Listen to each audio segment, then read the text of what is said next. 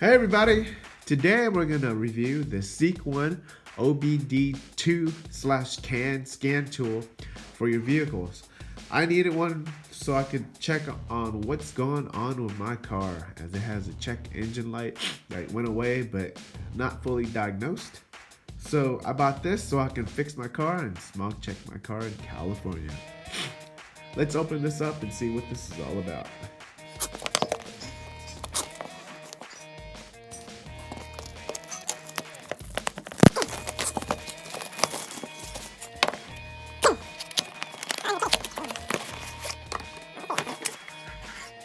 Out of the box, it comes in a case, and that's pretty awesome. Let's open this up and see what's inside of this.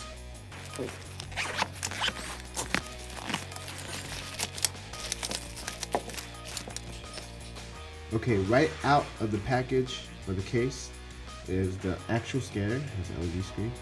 The connector that goes into the car, and the serial cord goes to the bottom of this or the top of this. The USB cord, I believe that's the charge, and the user manual. Okay, I'm gonna talk about the device itself. Surrounding this device, it's basically a rubberized case. It's really solid, really sturdy. So when you drop this, it's not gonna break. It's gonna hold up, and it's pretty sturdy. It's like an OtterBox for your OBD2 scanner.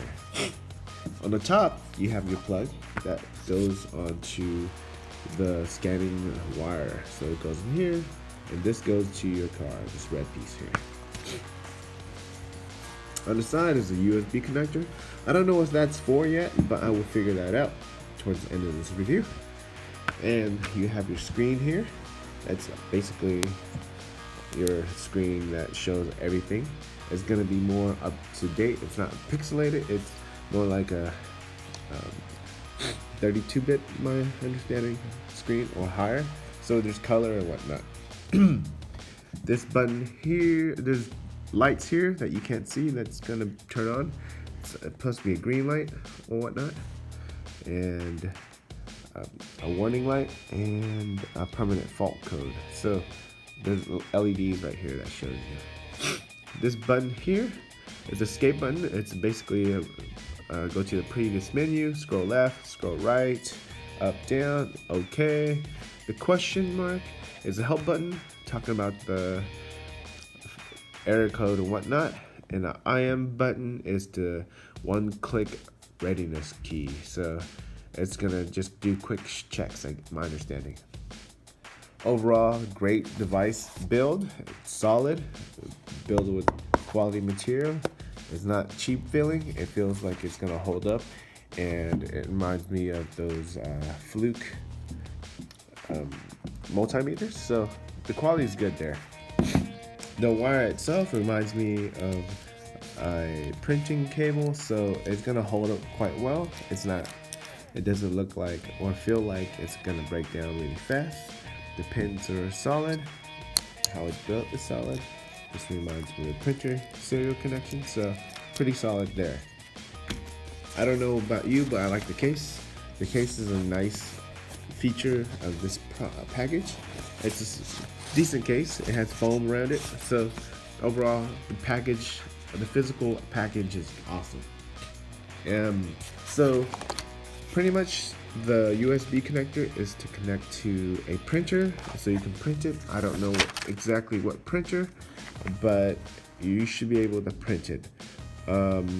So the power to this device is through the OBD2 connector. So when you connect it, it's gonna turn on the whole entire device. I will show that later. There is also ways to update this module through the USB cord. Don't know how to do that yet, so I have to probably visit the website to give you more information. So the next step is to plug it into a vehicle. So I'm gonna do that now. So I'm in my car, and we're supposed to connect the connector with this connector here.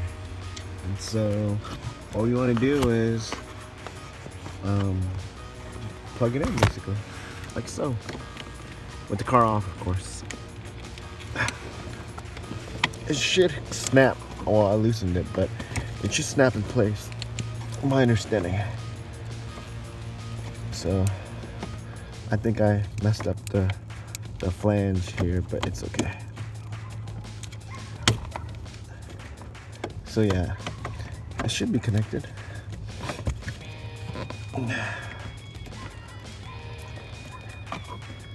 Like so. And then with the car off, with the car off, I didn't connect this piece yet, but with the car off, we need to connect this. Let's go. Let me connect the serial port. One thing I noticed right when I turned it on, plugged it in, it just turned on. So it says to turn on the car, so I'm gonna turn on the car. Well, it's kind of cool. So we have options of battery check, tool setup, review, and this is all controlled by the panel here, or the buttons here. So let's see if anything goes. Everything should be off, and it's going. So that's kind of cool to see what's going on. So it's failing, and that makes sense because the car's off. So let me turn our car on and click OK on the diagnostic. I don't know how to use this, but let's see. Oh. So malfunction error, nope. So it says no fault code on this. So it seems like everything's okay. I don't know what that's supposed to mean. Readiness not completed. So I am readiness. Let's check that out.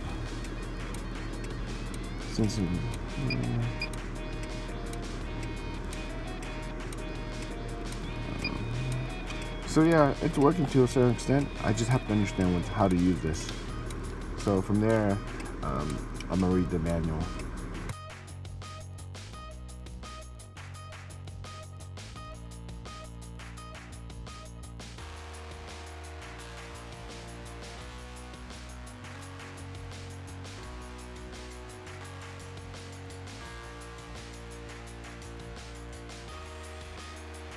Okay, after a few more minutes of using the device, I kind of figured it out. It was self-explanatory. It's just me trying to figure out how the diagnostic approach worked. The function is actually really easy to use. You're essentially looking, for me, it was looking for IM, or kind of like what was going on with my computer in my car. But outside of that, it passes everything else. So when you look for fault codes, it won't have any fault codes, but readiness codes, which is part of the IM part, it'll tell you if it's ready or not. So for me, two pieces weren't ready, for the evap and something else, which was, I think it was a catalytic converter. Nonetheless, it worked exactly how I expected to. It just kind of new to me, so that's okay. Outside of that, it worked perfectly well. I didn't have any issues besides just understanding how everything works, which is typical of any interesting technology that I run across.